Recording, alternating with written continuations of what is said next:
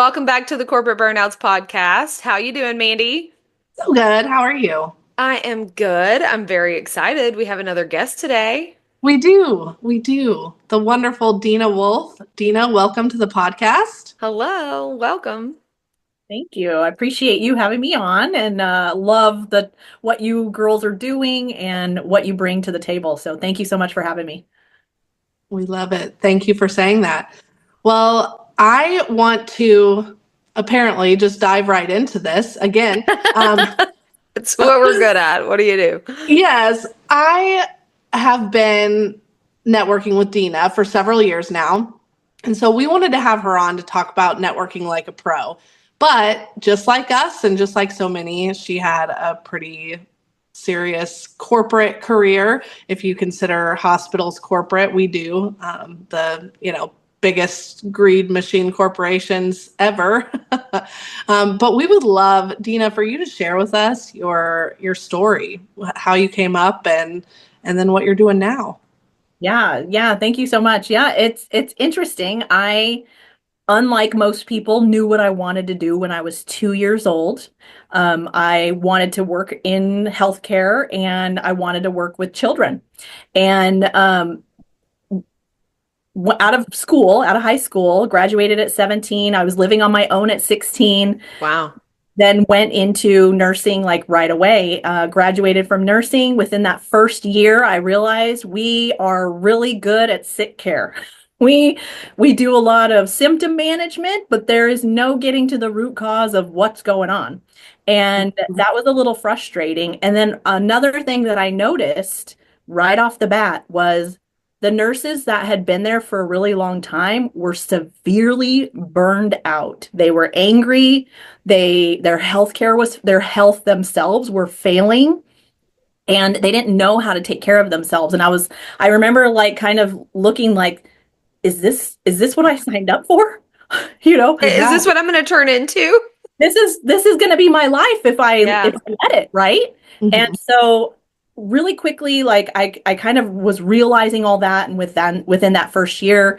And then I also noticed that the things that we were doing were not making a difference. The people that were getting cancer was younger and younger and younger every year that I was there. And I was like, why are we getting sicker? Why are we feeding our diabetics pudding in Jello? Why are we, Yes. none of this made sense to me, right? And I'm like, there's got to be a better way to heal people's health. Like this isn't what I signed up for. Like I thought we were going to be making a difference. So my mom ended up getting really sick. She was 58. She had rheumatoid arthritis, high cholesterol, high blood pressure, hypothyroid, plantar fasciitis, and she was pre-diabetic. She starts getting anaphylaxis from her allergy shots and passing out from her blood pressure meds. And I was like, Oh, jeez. can't drive. Yeah. So we've got to find another way, Mom, And the thing that I realized too at that point when she was going through all that is that we as a family have a longevity gene. Like the women live to be in their 90s. And so Wow. I asked her, I'm like, Mom, how do you want to live your last 50? Like you have to decide what your health vision is going to be. You can't just willy-nilly, hand over your future to someone who is practicing medicine, And she's like, okay, well, what do I got to do? Well, I lived in LA, close to LA at the time. And so there was a lot of holistic health there, many tools, lots of holistic practitioners. I started doing some deep diving and found a way to help her overcome those challenges. And we found out that my mom had a kind of a weird food sensitivity. We Mhm. removed that food, and within 3 months, she lost like 67 pounds. She had not been able to lose weight up until that point. She got off all 12 of her medications. What food is she allergic to? And maybe I need to cut it out. She has a wheat sensitivity. Oh, I can't be doing that. I'm keeping the wheat. And I guess I'm keeping the weight. It is what it is. Yeah. So it's quite interesting how one tiny little tweak. We were also doing Yeah. botanicals and that kind of stuff, and she just had this transformation in health, and so out of that whole experience birthed my whole holistic practice. And so it's interesting because I did stay in the hospital for like another 14 years, right? Wow. I feel like, I think I was telling you this, Mandy, when we were talking. I'm like, I feel like I lived this double life. It was like, here, take this medication. I would never take it, but here you go, you know? Yeah, but that feels so wrong. I can only imagine how hard that was for you. It totally was really, really rough. And I think like once I was able to break free and get out of the, corporate grind, I was like, whoa, a whole new world just kind of opened up for me. That's incredible. I obviously have heard your story a little bit before, but what held you back from leaving for 14 years when you knew it was all BS? I think, I lived in California, and you've got to, it's a grind there, Yeah. like you've got to make money to feed the machine. You're like, Yeah. constantly, okay, how am I gonna do this? How am I going to replace my nursing income? Because I made really good money Yeah. with entrepreneurship. Like, how am I going to do that? So on my days off, I worked part-time as a nurse, so I wasn't Mhm. full-time. I worked part-time as a nurse, and then on my days off, I would teach these health classes and help people recover their health. And I actually teamed up with a naturopath, and her and I just got so busy seeing clients that she's like, "Hey, just open your own practice." And I'm like, "All right," and so I did. And then I ended up moving to Dallas for a little bit, and there still kind of, I knew people there. So I already had created, what I did was remote too. So like I had 300 people there that I already knew. So we would do classes, I would teach them, and, they would do their little holistic practice, lifestyle changes, and then they'd get their results, and then they'd tell their friends. And then, it just, Yeah. Snowballed for you. That's awesome. yeah, yeah. And then my husband got relocated to St. Louis for work. And I didn't know one single person here. I knew that there's no way you were going to tell me that you left Texas on purpose. Mm-mm. Oh, quit it. I love Texas, but I Uh, love Missouri even more. oh, try not to be offended by that. I do love Missouri though. I'm not knocking it. But us Texas girls got to keep that pride. Yeah. Well, this is all really, really interesting. Just hearing kind of your background and how, I mean, I really didn't think of a hospital as a corporate environment kind of until we started talking to you. And it was like, holy cow, like, how did I even miss this? This is probably one of the biggest corporate models that there are. And I can only imagine that it would eat people alive even more than what we personally experienced in our life. So kudos to you for staying in it for so long. And your hair still looks, pretty brown. So it didn't do too much damage to you. I think that's really incredible to be Yeah. able to say. But I'm curious, in going out and starting your own business, you kind of alluded to a little bit, you have a lot of word of mouth going on, but what has been the biggest driver of business for you in starting your own practice and getting out on your own? Yeah, I mean, like when I was in California, it was super word of mouth. But then when I moved here to St. Louis, that all changed. And my business coach, she was like, "You're going to need to network." And I was like, "Network? Like, what the hell is that?" And so, and I'm a total introvert. So, like, me going into a room of people that I don't know is horrifying to me. And it's interesting because people are like, "Oh my gosh, you're an introvert." I'm like, I am such an introvert. Like, you see this wall right here? I would rather melt into it than in a room of Yeah. people that I don't know, right? And Yeah. so when she said that, I was like, "Oh, okay, like let me think. Ego, I can let my ego get in the way, and it can keep me stuck and not, like, hey, I'm going to be the shy one. I'm not going to do any Yeah. of it, or I can say, hey, I do want to actually grow my business. You're going to have ego, you're going to have to check yourself. I'm going to have to actually do something that's uncomfortable." Right? Yeah. And so I chose to do the uncomfortable thing. I went to 17 different chapters of BNI to find, Wow, 17. yeah, to find a group that felt comfortable, Mhm. because I came here and people were smoking and drinking soda, and I'm like, "Oh my gosh, am I even gonna am I gonna Because find..." you're in the Midwest now. what are didn't they get the memo? Like that's not good for you. You know? So, there was kind of that going on, and then thinking about like how I'm an introvert, and so everything in me was like, just stay home. Yeah, I can I relate. totally relate to that. That is my networking journey as well. It is scary. It is scary to walk into a room that you don't know a single person, or even the one person, and but they're like talking to somebody, so you're like, what do I do with my hands? And I got, it's very scary. Oh, But what made you break, or what helped you break through to be oh, able to do that? I would say the power of prayer for sure. I mean, with God, all things are possible. And so I was like, okay, me and you, we're going to this networking event. You're gonna have to give me some of your, confidence because I ain't got none, you know. And so I went out there and did it. Also my business coach was really good about like, get out there and do it. I'm holding you accountable. Did you do it? Did you do it? And I'm like, all right, I checked the box. Like I went to this event. Like I think even one time I showed up and like it was a big group. There was like 50 people there, and I literally turned around and tried to run away, and somebody grabbed my arm and was like, "Where are you going?" Said And I was like, nope. you I'm know, saving myself. Bye. this group is extra terrifying. I gotta get out of here. Oh, it's so funny. Mandy can tell you I am probably one of the more extroverted people that you will meet. Being alone is my personal hell. But in a networking environment, I immediately turn into an introverted person, and like you want to melt into the wall. There is nothing comfortable about it for me. I do find it interesting in our previous life together, Mandy and I had kind of opposite personalities, right? Like she's naturally an introvert and would have to really turn it on to be in those environments where we're in front of a lot of people and in big groups. And then afterwards, when we go back to a hotel room, she'd be like, Mhm.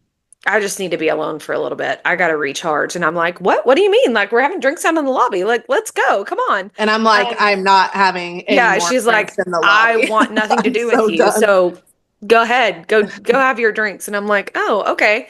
But now in this world, I'm the one that is more like the homebody doing the work behind the computer. And I'm like, oh, I have to go to the public today. Like what? So networking just really sounds terrifying to me. And now Mandy's the one, you were doing it all the time. I mean, this week alone is a huge networking week for you, right? Yeah, yeah. This week of the month, I go to so many different networking meetings with all the LBB Coffee and Connections. But what I think is interesting, yesterday I was at a meeting and I was telling somebody actually about my corporate journey, because she is trying to figure out how to market a restaurant. And I'm like, actually, I would love to talk to you about this because I have lots of experience in marketing, restaurants. Yeah. And I was like, it was kind of hard at first because I'm such an introvert. It's hard to go out and market your business, to go to places you don't know people. But it's good for me. She's like, you're an introvert? And I'm like, in the sense that, yeah, this is scary. I have to turn it on. But what I love about networking is that I will go to a meeting for an hour and a half, and then I can retreat again, right? So I just have to Yeah. be on for an hour. In corporate, I had to be on for 16 hours in a row. And that was almost impossible for me. So it's like just getting through an hour and a half and talking and being out there, like it's not a big deal. But I had to work my way up to that. When I first started going to networking meetings, I'm like, this will actually kill me. Yeah. It's been Mhm. really fun to watch that like transformation in you in the couple of events where I've been able to go with you in person, and you're just like going with the flow, and I'm like, who is this girl? There was no pep talk, there was no like deep breaths. You just like go all in, and it's really been fun to watch you kind of come into your own in that sense. Yeah, got to get comfortable outside your comfort zone for Yeah, sure. well, maybe I'll get there one day. Dina, you Yes. can help me with that one. I do think that getting past the, oh, it's so uncomfortable, and pushing through that. Because I mean, I had a great coach that was like, "Hey, check your ego against your bank account," you know? And I was like, "What do you mean by that?" And she's like, "If you desire to do good things in life, you're going to need money to do it, right? And so how do you get the money? Where does money come from?" And people are like, "Oh my gosh, money grows on trees," or whatever. We all think I like, wish. yeah, right. We all think certain things about money. However, money always comes from people. And so the bigger your network, and you talk to anybody who's successful, what is the most important thing to them? It's the people they know. It's the who's, right? Yeah. And we hear it all the time. It's not what you know, it's who you know. Or, certain sayings like that. Like, yeah, all you need is just one person, one right person to have that catalyst reaction that just kind of flows. And all of a sudden, all the things connect and everything goes right. And now you have this filled pipeline, right? Like, who is that? We call it a golden goose. Who is that person that's going to lay those golden eggs for you that is like serving up the clients that you're looking for on a silver platter? And it's those connections and those relationships that mean a lot. And there's times where I'm like so the other day when I went to that networking group and didn't know anybody at all, I Hmm. was exhausted afterwards. And that hasn't happened to me in a Yeah. really long time. But I think I've done like 10 networking events this week and I'm like, okay, that's it. I'm like done. I'm so done. Yeah. Like, Mandy, I need the hotel room. Yeah. Leave me alone. Don't talk to me. I can't do one more thing, right? And so I just was at that point where I was like, I'm done.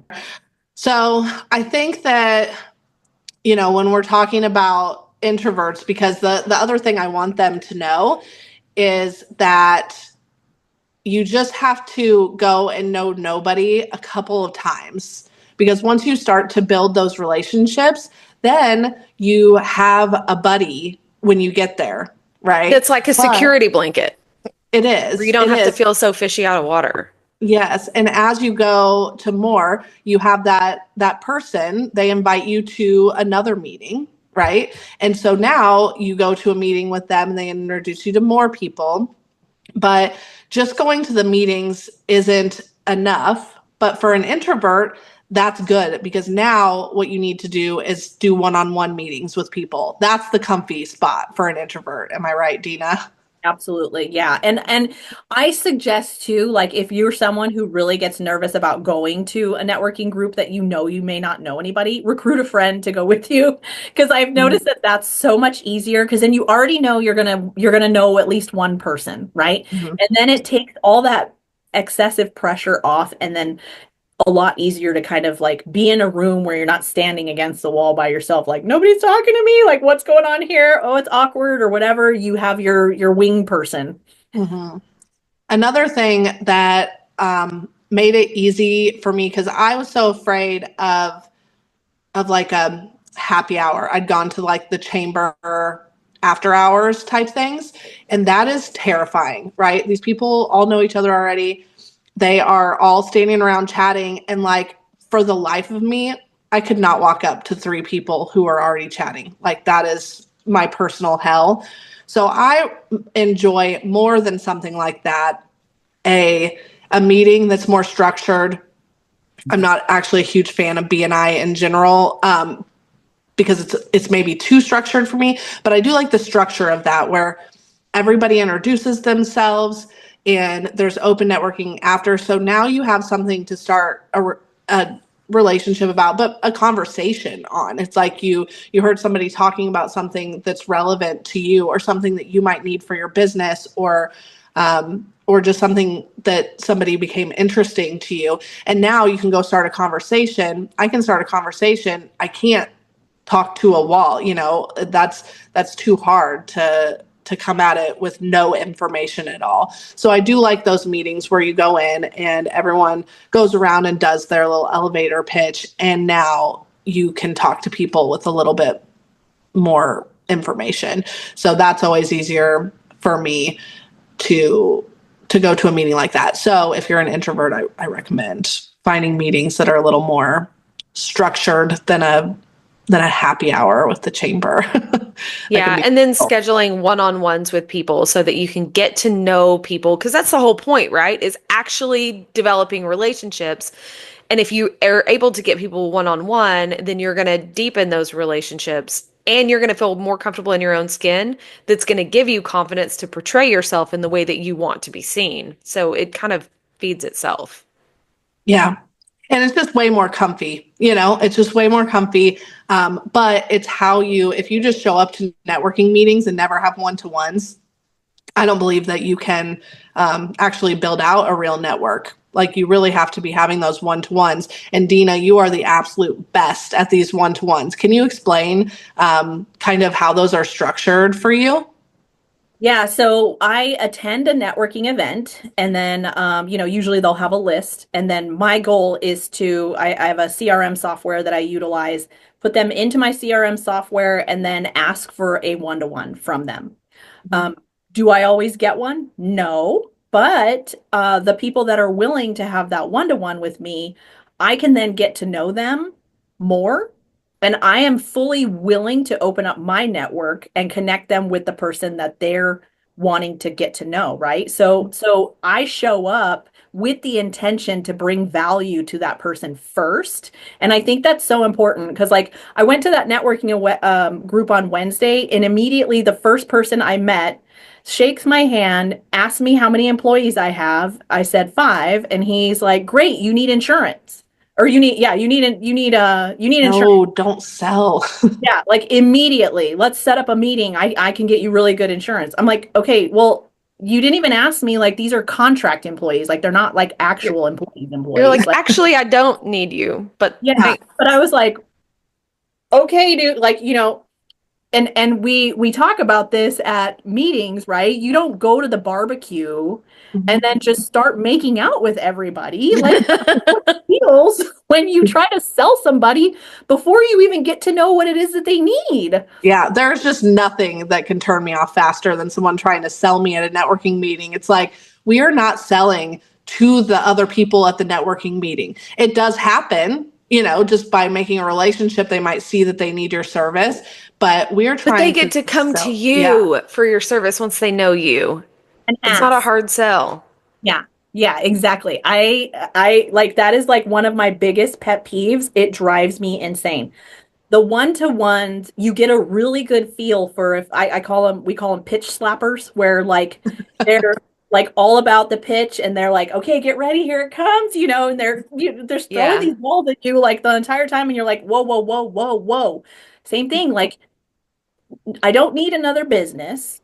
I don't, how do you know I need your product? And Mhm. how do you know that I need your service? You didn't even ask me one question. Yeah. Mhm. But they're so quick to pitch slap, and I think that is such the wrong way to do business or to network. I think that is so offensive, and don't be surprised if people run away from you because Mhm. you're not showing up in a way that says I'm bringing you value. You're showing up in a way that says I want to sell you something and I want you to do this, and you're it's very manipulative and it's very put off. It puts people off, right? It does. And it screams kind of desperation. It's Desperate. just like when you Yes. can feel the guy at the bar is like so desperate to, take you home. It's like, Tearing oh a my hole in gosh, your there is head. nothing that can make me do that now. But that's how people in networking are like, if you try and sell me, we are never going to be friends. It can't happen. No. And so in that one-to-one is so important to identify, is there a synergy? Is this person bringing value, or is this person a pitch slapper? Or maybe they kind of in between. Like they're learning some skills, they're learning how to not pitch slap. Like can I give them some grace and kind of let this slide? They have potential, and then I kind of like you said, take them under the wing. Hey, if you do want clients, maybe try learning a little bit more about their needs first, you Mhm. know, Yeah. before the pitch slap. Mhm. Yeah, there should be a Yeah. networking group for learning to network properly. Because from what I'm hearing, and I don't even do a whole lot of networking, but from the two of you, it sounds like a lot of people are doing it wrong. And that is causing the people who truly want to get involved in networking to like go, whoa, this is not for me. So like how are you supposed to do it correctly? Like what mindset should I have going into a networking meeting to get it right?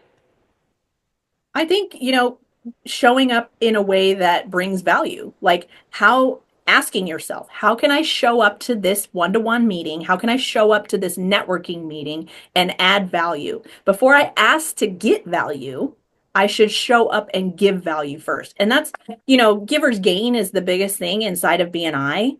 Most of the other types of books that you read, they all start with what value are you bringing to the marketplace? That's the key question that you got to ask yourself. And if you can't answer that question, you really have no business being out there marketing and networking, right? Because you need to discover. I think it's like if you help people get what they want, you get what you want. Like that's the mentality, the mindset shift behind the whole giver's gain is learning what it is that your prospect, your client, your networking buddy, the person that you're meeting, whoever it is, how are you bringing more value to them in this connection? Yeah, I think that's really, really powerful. Giver's gain, like that entire thing. Like if you go into a networking meeting with the mindset of, I want to get to know these people because I want to know how I can help them, or who do I know that need their services where I could send some people their way, and get out of your own head about who's bringing stuff to me. If we're all trying to help each other, then you're naturally going to get leads. You're naturally going to get new clients and, more conversations and hopefully ultimately more business because you were focused on giving. And That's a it whole works. backwards mindset that is brilliant in this setting. It's like Mhm. planting a seed. Like you don't plant a seed and then go, okay, I'm gonna go get my corn now, like 10 minutes later, right? Yeah. You have to nurture, you have to water it, Mhm. you have to give it time, it has to have sunlight. There's all these things that need to happen before you can reap your harvest, right? It's the same thing with marketing and with networking. I keep saying marketing, but with marketing and networking, Mhm. because there's that relationship has to develop, right? So and just like in a pipeline, you've got this networking thing that's happening, and then you're growing these relationships. Now you're nurturing these relationships. And now maybe there's like a harvest down the road, or a referral, or a connection, or something. But it's not like, okay, I planted the seed, like I'm ready to get some corn, you Mhm. know, Yeah. today. Same Absolutely. with this. It for sure works. Have I mean, I use people's services within the networking groups when I need them. I don't buy from everyone. You can't. It's impossible. Um, but I give a lot of free classes and free information and things like that, and then send people business from the people who I network with and send them referrals and things like that. And if I never get anything back, that will still be okay. But it's impossible for that not to happen, because if you're giving to other people, it does come back to you, right? Because they appreciate you. You're presenting yourself kind of as the expert. They're seeing, like, through the classes and stuff that I do, they're like, she knows what she's talking about when it comes to social media or Canva or whatever it is. And it does work, because they're like, you by giving, you actually get yourself more attention, kind of, and definitely gratitude. The people who give to me so much, they're the first people that I want to help every single time. And they're the first people that I think of when someone says, I need a realtor, I need whoever it is. So I have felt it work, exactly what you're saying. I've felt it work, and I have watched people fail so dramatically because they can't get that part. It's hard to watch. I was telling Mandy about this gentleman who sold um, the the mailers, the kind of envelopes that had all the different coupons in them that most of us throw away straight from the mailbox. And he was visiting at a networking meeting, and I was sitting next to him, and someone who we do social media for was sitting on the other side of me. And he was across me selling him upon first meeting, which is so frustrating to watch. I hate it so much because I'm like, oh, you're not going to make it here. So he's trying to sell him. And this guy is like, I have tried that before and it didn't work for us. And he's like, okay, I'm going to double down and go harder on him. And I'm like, no, this is so hard to watch. And so I start asking questions because what he does is marketing. It's not marketing that I super believe in, but it's marketing. And I help this person who he was trying to sell with marketing. And I was like, hey, I have a question for you because he's saying that it didn't work for him. I would be interested to hear service-based businesses if it has worked for them before. Like if you have analytics on, because what you sell is, I think, better for product-based businesses, right? Restaurants or someone who everyone needs this. So if you get one, you'll save it because you're going to buy another one at some point, or you're going to go to dinner at some point. But you don't know when you're going to need this service that this person has. So I was like, I just wonder if you have some analytics. I'm not trying to blow him up. I'm not trying to be like, you need to calm down. Like I just wanted to ask some questions, and he's kind of like, stay out of it, and I'm like, okay, I'm going to go and you can sit here and fail. But if you wanted to get to know us, we might send you people. I mean, not me probably specifically, because again, I don't super believe in that kind of marketing, but it's good for somebody, like it works for some people.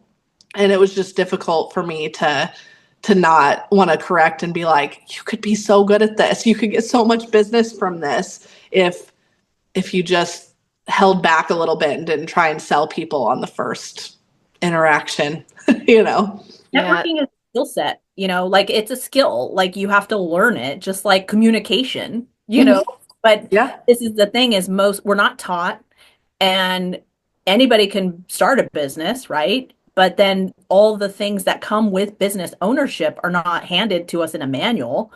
And so we've got to learn it. So it's like, it's not their fault, but they're also not seeking the right ways to do things. And some people are just taught that way.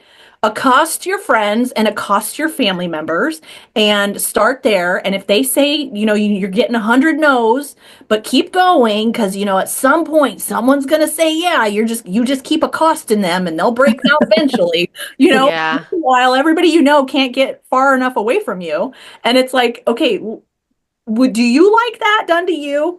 Yeah. You're making me No. think of the social media posts or the attention grabbing instant messages where it's like, hey, girl. And I'm like, I haven't talked to you since high school. What are you selling? And I'm not buying. Like, don't hit me up with, hey, girl, if we haven't talked in 10 years. Well, 20 years, really, but. Right. Yeah. Know that there's an agenda there. Yeah. When you feel and then like I'm like, high nope, school was block. 10 years ago, Mandy. Yeah. Stop. Don't It was make 25 it years, worse. Mandy. It It's was a so long hard. time. I know. Oh my God, 25. Okay. It is. It's 25 this year. Yeah. 24 this year. Yeah, you're right. Yeah, because we graduated in Either 01. way. Yeah, either way. So uncomfortable. We're old. Sorry. So something else that I wanted to bring up about things that maybe people aren't doing wrong in networking, but might could possibly do better. Okay. So when I started networking, my first group was an industry specific. Okay. Just like BNI or something like that, where there's only one person who does each thing, each kind of business within the group. And so I was kind of taught that you needed to not have anybody else in your networking group that did what you did, right? They were competition of some sort. So, we couldn't have any other marketers in the group because I'm the marketer. So everyone should use me, right? And refer me and all of that. That was kind of how I was taught a little bit. And then I went and visited another networking group, and it was 10. And Sue Newman is an excellent networker as well. She was like, I need you to meet this person. He does basically the exact same thing as you. And I was like, oh my gosh, this is an industry specific group too. It used to be, it's not anymore. Am I going to be stepping on his toes? Like I felt very much like I would be doing something wrong by intruding on his space within this group, right? Because that's how I thought that it was, that he was competition to me. And what we found out by building a relationship is that we are not competition. And you need to, nobody does the very exact thing as you. So you need to collaborate. And we have, and he sends me more business than 90% of everybody else, like that sends me business. It's wild. It kind of makes me think of the conversation that we were having last week about being great in business, but like really knowing who your client is, right? Mm-hmm. Like we know our client avatar and exactly what works for us and who we want to work with and for. We might do the exact same thing as the guy you just met in networking, but his niche, his client looks a little bit differently than ours It does does. and could be better, somebody that comes across, you know, our plate, if you will, might actually be better suited for him and vice versa. And at that point, it's like if we're just sharing that and getting people to the right place, you're actually doing a service to the client to put them somewhere that's better suited than rather than just taking their money. It's while everybody's in it for the money, right? It's not all about the money. And the more happy you can have your clients, the more likely you are to have people that really want to work with you because they know and trust you and your intentions for them. Dena, tell us about how important referral partners are, especially ones who do exactly basically what you do. Yeah, I really do love getting to know other people like in my arena. Like there's coaches that do hormone, they help balance hormones. And that's a like a parallel for me, you know. Um, I don't really think there's anybody I know that does exactly what I do. Because they're just gonna do it differently, Yeah. Like I have my nursing background, I have functional medicine background, I have, like there's NLP background, like there's such a uniqueness to each of us, right? So I do think that even if you do the same exact thing, there is no way that you're going to do it the same way. Mm-hmm. And so therefore there is no competition. Yeah. I do not believe there is competition at all. Like, and here's the thing, like, even if I had somebody that did the exact same thing as me, I would still say, hey, here. Like I have the software that I have. I had a friend of mine, she's a health coach, and I was like, hey, this if you're gonna go with this coach, he offers the same very similar software that I have, but Mm-hmm. he'll offer it to you for free. So if you're gonna do his coaching, please go see him. It's gonna save you money. Yeah. You can learn, you'll have all the same tools, blah, blah, whatever. Mm-hmm. He did. That could have been money in my pocket, but I was like, no, like you're my friend. Like Mm-hmm. let me give you the tools Yes. that you have in front of you. Here are your options. You choose what's best for you. Mm-hmm. But I'm not I care more requesting about you. you than I care about the Yes, dollars that I'm putting in my correct, pocket. correct. Mm-hmm. Like And if that's a I'm not the no-brainer. best, go do you, and yeah, totally, completely fine. You're not going to hurt my feelings whatsoever. I Mhm. completely understand as a business owner, sometimes every dollar counts, sometimes there's better fits, so But if be you put that good energy out there, you always get it back, right? So that's just life. But being a good I I truly think that I went to a meeting one time and I was a guest and there was somebody else there who did SEO, right? We don't do that. And so I'm always looking to meet people who do stuff like that because we have the exact same client. And, but we can refer each other because they do SEO, they don't do social media websites. The people at the meeting, they kept going, oh, you guys are competition. And I'm like, he is the only person I want to talk to here, to be completely honest, and that's not true, but it's like, he is the most important person for me to talk to here. But so many people don't understand that the people who are very like you you have the same client and they are not your competition. But I will see people whenever I stand up to do my thing, I'll see other marketers sometimes who don't understand that yet. And I'll see them kind of be like, and you can see that they're like, now everyone here, they know her and she's another marketer and she also does social media. And it's like, girl, I am not your competition. We should be friends because you do something that I don't do. I'm sure of it, Yeah. So it's a very interesting thing, but something that I would love everyone to learn who's in networking. Find your referral partners. Do not think of anyone as competition.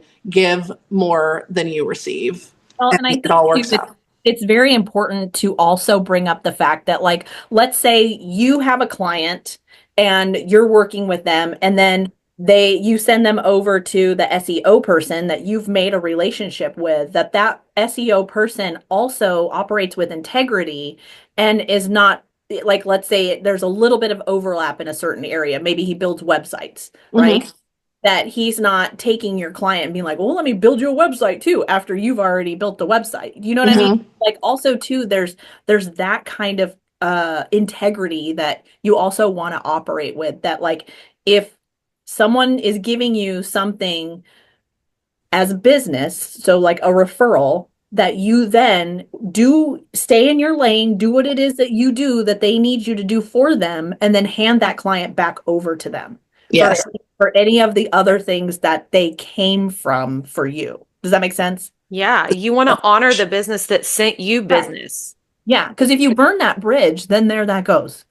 Right? Yeah. And Yeah, it's not a one-time tunnel, like this is a yeah, funnel, right? You can yeah, keep exactly. that business coming as long as you take care of the relationship. Yes, and show up and do what you say you're going to do. So, like, obviously, like, if you hand that over for SEO, that person has to deliver, and if the deliverables are good, they get the work done. Your customer is happy. Like, you want to keep that bridge open, and you want to, have that working both, especially in a community where, here in St. Louis, we have an amazing community of networkers. The word goes around, right? Like, oh, hey, I worked with Yeah. Mandy. Fantastic. Hey, I, did this with the SEO dude and he was Mhm. fantastic. And so then that just helps build and lift everybody in the whole situation. Everyone. And the last thing that you want is to have somebody refer somebody to you and then not them go back and not have great things to say, because that's going to shut down your pipeline of referrals, because that's embarrassing. If I were to recommend, Mandy over here to one of my friends to do something and they come back to me and go, actually, Mandy wasn't really that great. That wasn't a great experience for me. I would be mortified and I would not want to refer that person again because of how it Mhm. made me feel to have put my name on their work. Yeah, absolutely. Yep. So I love that too. When you pass business to someone in a networking group, they are a little bit more accountable because they know that it wasn't just someone who came from Google, it was someone who Yeah. you handpicked for them. Please take care of them, it's great. Yeah, and accountability can be huge. It can be a huge driver for people, and having those groups, whether it is the business coach or even just the networking group, with the accountability of, taking care of people that you sent to me. Um Being an entrepreneur, we had this conversation last week too. When you make the rules and you can do what you want and when you want, sometimes things fall through the cracks, and having the accountability that isn't preset in your business can be a game changer for people in networking. It can.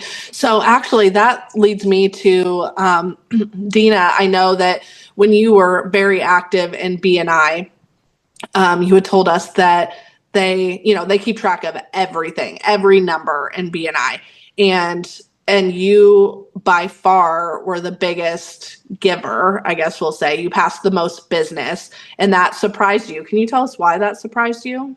Um, actually, I had the most amount of referrals given to me, which I thought was very interesting, because okay, so number one, I moved here and I didn't know anybody. So that told me that I was very clear on who it is that I was looking for, right?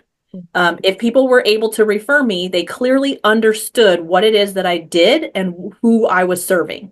Mhm. So I had gone to one of the Virginia Mooskies. She used to have these like mastermind events, and Mhm. so she had like all the numbers laid out, and she was like, "Okay, like I want you to kind of go through and see like how what it is that you do inside of BNI equates to business for you." So that was the goal, was to actually see that whole big picture. Mhm. And so she's like, "All right, so you have the most amount of referrals given to you in your BNI inside of my network." And she's like, "And you closed 96% of them." And I was like, oh, I had no idea. Like I had that many referrals given to me. But that's fantastic. And then she also helped me break down like, okay, if I want to make X amount of money, all I need to do is 9 1-to-1s each week. And that will give me that money based on my 96% close rate. So then I had a plan of what it is, how many people I needed to meet, how many one-to-ones I needed to do, how I basically gave the message of who it is that I'm looking for. I'm selling through, not to, right? And Mhm. who are good connections for me. And great connections for me are other people that are in the health and wellness space, Mhm. right? And so, and then like knowing that, I felt empowered, number one, Yes. because I came from not knowing anybody at all to now having, the most amount of referrals in my group.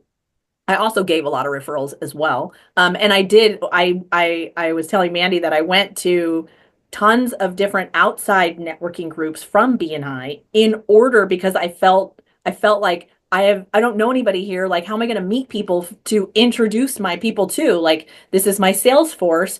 I want them to feel comfortable giving me people and Mhm. referrals. Like, how can I show up for them? And so I would go to a whole bunch of outside networking events, totally outside my comfort zone, right? My introvert Mhm. self. And I was like, let me meet other people that I can then introduce and potentially bring as visitors, or, grow our chapter and grow our sales force. So there was a complete giver's gain in that whole experience. Mhm. I love all of it because it's so important to not pigeonhole yourself into just one networking group, right? You need to meet people everywhere. I think that some people frown upon that because they're like, but we need you to give all of your referrals to this group. And it's like, this group doesn't have every single kind of business that there is out there. Right. And also, you have to earn my referral. You don't just get it because you are a realtor. You have to be the best realtor that I know and the one that I feel the most comfortable giving referrals to. So I think that that is amazing. Did you just find online the different groups that you would go to, or were you invited by other people to different groups? So I do this thing in my one-to-ones, and this has served me very well. Inside of all of my one-to-ones, I ask my person that I'm Mhm. meeting, where else do you network? And then they tell me all the places that they network. And I say, where do you find your clients? Then they tell me where they find their clients, right? So then I know, okay, this, if they're getting their majority of their networking clients and people that they're meeting and referrals and all that from 10, well, then I want to go to 10, right? Mhm. So then I'm then introducing myself to new people all the time. However, I do want to preface, because it's in the one-to-one and the relationship that you build that is the magic, right? So there are serial networkers that are out there for the happy hour or Mhm. Yep. whatever, right? And it's very surface level. There's like, hey, how you doing? But there's no like, okay, so how can I help you? How is business for you this week? Who are you looking for? How can I show up for you? What are connections that I can make for you? There's a big, huge difference between, hey, how are you, versus those questions that I just asked, right? And when Oh I yeah. ask you those questions, that shows that I'm willing to show up and serve. So what are you more likely to do moving forward? You're then more likely to have that more intimate relationship with me. Because because you've shown interest in supporting me. yes. Yeah, that's Absolutely. huge. And just, going and visiting other different things. And Um, just growing your list and just finding mhm, more people and finding more people. And yeah, a mhm. big 7,000 list is great. But if you don't, not one of them can remember your name or what And you it's do, pointless. yeah, exactly. Absolutely. So the reason I asked is that a lot of people don't know where to find these networking groups, and they don't know, like, do I have to be invited, or do I have to, right? So I think that BNI is nationwide, and so you can always go and visit one of those groups. No one's going to be like, did anyone invite you? They'll be fine that you're there. Um, and then ask people ask people what other groups that they're a part of, because I was in one group and then someone took me to another group, and then I met more people and had more one-to-ones, and then I asked to go to their groups, and that's how I ended up at the ones that really felt like home to me, right, where I really looked forward to going, and they were a good fit for me and my business and my um personality, because not all of them felt good. I know that I went to one meeting and it felt bad. It felt so bad that I was like, I will never come back here. Not ever. And there were so many people there that I had networked with in other capacities, but I did not like the way that that group felt. And you don't have to go back there. You need to go and find groups Yeah. that feel good to you. I've been to a lot of those Yeah. where I'm like, never coming back here. My biggest pet peeve, oh my goodness, this drives me so crazy. I went to a meeting the other day, brand new, didn't I knew one person, the person that invited me. I walk in and everybody's on their phone sitting down. Not one person said hi. And I'm like, okay, as a visitor, like that is so crappy. I Off-putting, very off-putting from the Yeah, get-go. that whole body language. Now I study body language too, so like that whole body language says to me, I don't really care that you're here. I'm too busy and I don't want to network. Not one person could I get to follow up. I sent 3 messages to everybody. Not one person wanted to do a one-to-one in that group. Not one. So I'm like, why are you all networking when you don't obviously don't want to meet people? Yeah, You don't you've know. already got your circle. Your friend basket is full, so why are you still showing up as though you're trying to meet new people? But there's some closed-mindedness in that. Okay. So what Dena does is she works in health and wellness, holistic nurse, and has your software that helps people with just keeping in touch with people, a CRM. And they're like, I don't need either of those things. And what you do isn't going to be a good referral for me. Okay. But what they don't know is that Dena knows everybody. And if she Right. sits down with you, she is not going to leave you without like 7 introduction emails. You know what I Right. mean? Like, so it's terrible that they just can't see what they could get out of it. And it's just selfish networkers. That's what that Yes. group was. And it's the culture of that group. It sounds like they're all the same. It's not good for them. Oy, they're And I'm like, wasting their time spinning their wheels if they're not really putting and I forth don't the ever effort. want to go back there. No. Mm-mm. No. I do have a question for you, Dina, though. When it comes to networking, I think a lot of people think about networking in the way of, driving business to either their business, whether it's their corporate job and you work for somebody else, or I own a business and I'm trying to drive business to myself. But what about those people who are looking for work? How does that fit in? And what are those benefits? How should they do it to be successful? Well, I think, I'll, networking's great because it's business owners, and a lot of times some of those business owners are looking for help. I was just at a networking event a couple of days ago. It was Wednesday, and it was a group that I didn't know anybody at except for one person. It was completely awkward, and I did leave early. I Like, even bye. with all the networking that I do and how used to it I am, I still get nervous and I'm like, I'm out. Okay. Once they start doing certain things, it was kind of an interesting group anyway. But the guy that was speaking was saying how he was looking for help with like having a VA secretary in his office, that his person was leaving, and that he was looking for someone who was looking for work. And I think because it is all business owners, majority of the time we feel comfortable sharing that with other business owners. Hey, if you come across, maybe it's a cousin, maybe it's a neighbor, maybe it's a sibling or somebody that that might need work. I'm looking for someone who has these qualities. Is there anybody you know?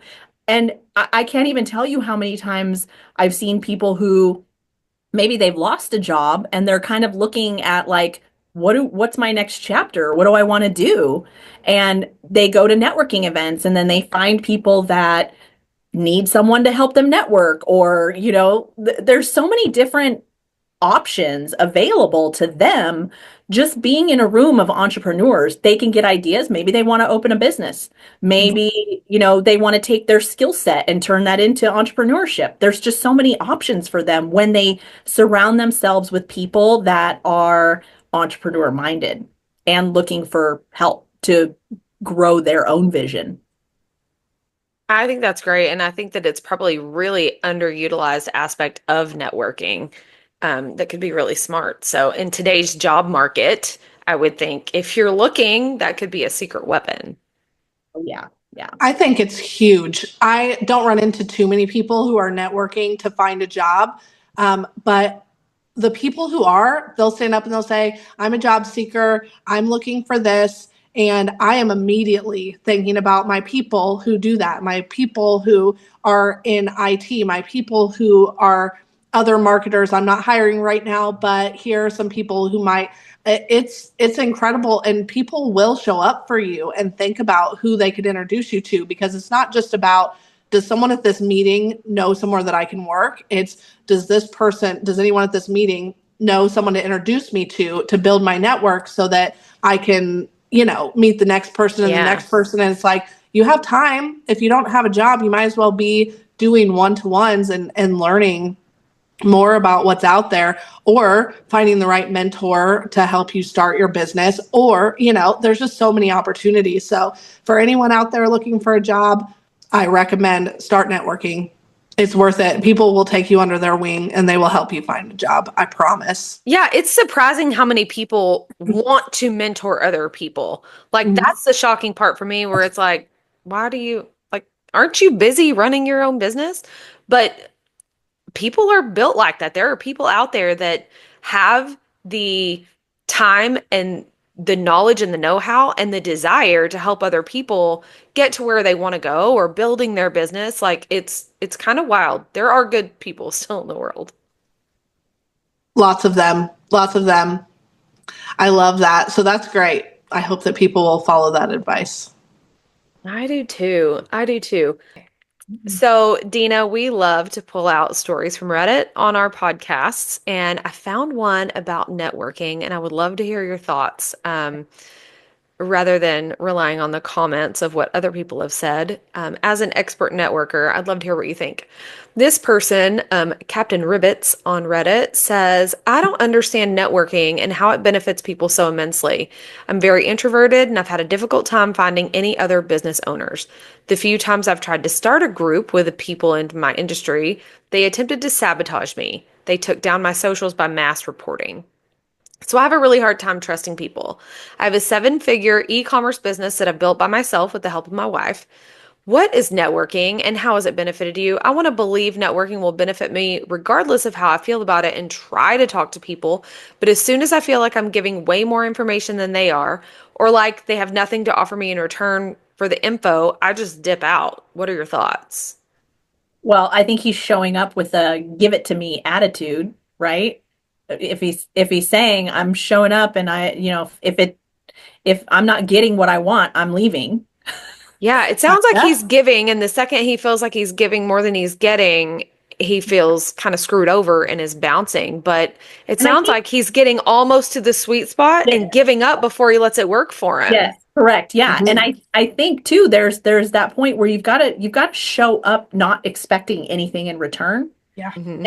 And there goes back to the whole concept of like you don't plant your seed in one day and then reap your harvest in one day. Yeah. It takes time. And I can relate. So I have a very, very good network here, and my business partner's in North Dakota. And in North Dakota, it is completely different. So we have tried to mimic what we have here in St. Louis up there, and they ain't having it. It is like old boys club. Who are you? Where'd you come from? Like here you guys got the high school thing. Like what high school did you come from or Yeah. whatever? And like there it's like you're a transplant. You're dead to us. Like we cannot get anything started. There's no networking. It's who you know from your kindergarten, whatever. Yeah. Like Whose class were you in third grade? yeah, exactly. It's that kind of like old boys club, and it has been a big challenge. It's been a big challenge for her there. So we have to find other ways to do it. Now that we have so much online, like some of the best networking I find is online. My kids laugh because I'm like, I know I have friends in every single state, every state. Yeah. Like, oh, we're going to Idaho. I have 6 friends there. Let's meet up with them. Like I have friends everywhere, Mhm. but it's all from networking. And your kids are like, Mom, I No, they love can't. it. No, they are, My kids would be the they're ones on board. cringing. Yes. So her kids are like obsessed with her. Like they don't think that anything, you know what I mean? Like they're just the biggest supporters. I've always I loved that cannot about them. relate. I Yeah. cannot relate. My kids are They're like, also a little Mom's on bit the older. internet. Yeah. They're also just a little bit older than your girls, but I've always like really loved that it didn't seem like your girls ever went through our mom is so cringe No, no, thing. I'm never. so jealous. No, never. In fact, like I have a 19-year-old and a 25-year-old. They'll prefer to hang out with me than anybody else. I'm going to California next week, and my 19-year-old goes with me to hang out with my friends. Yeah. Now my kids love my friends too. They love Mhm. Mandy, they Yeah. love Talissa, they love Sarah. Like they love my Yeah. people. But I'll give you an example. Yesterday we went to dinner, and as we were walking out the door, my youngest looks down and she goes, "Oh God, this is an outfit you would wear. Do we have time for me to change?" I was Well, like, I, "Well, I I thought you get looked that. cute." Well, I do get that. My little one will say, "Are you trying to get bullied?" Oh, I'm like, "Do I need to okay, change?" that makes me feel a little bit better. Yeah, yeah. That's funny. She's the fashion police, we call her. Yeah. All right. So, well, thank you so much. I have Sweet Liberation, which is my blood sugar coaching program where I teach you life hacks. Um, they're little lifestyle changes that we get one each week, so you get really good at figuring it out, and then we add another one so you're not overwhelmed at all. And we've had amazing success with balancing blood sugar, raising your own GLP-1. So for someone who doesn't want to take the injections, it's a fantastic alternative that gets good results long term, and it's lifestyle changes that you can keep forever. And so that's my Sweet Liberation course. And Cool. then also have up-leveled strategies. And so if you have a business and you're an entrepreneur and you need tools to help you organize, we love setting up a workflow that mimics your current workflow so that can save you about 80% of your workload. So that is Wow. Mhm. uplevelstrategies.com. We're on LinkedIn, Facebook, Instagram, TikTok. Yeah, so all the handles. Yeah, we'll put those in the show notes so that people can figure out where to find you. But it's been amazing having you on today. Thank you so much for joining us, Dina. Yeah, it's been exciting to get to know you a little bit and hear about your journey as a fellow corporate burnout, but very successful entrepreneur. So thank you for coming on and spending some time with us today, Dina. Been my pleasure. Thank you so much, ladies. Bye bye.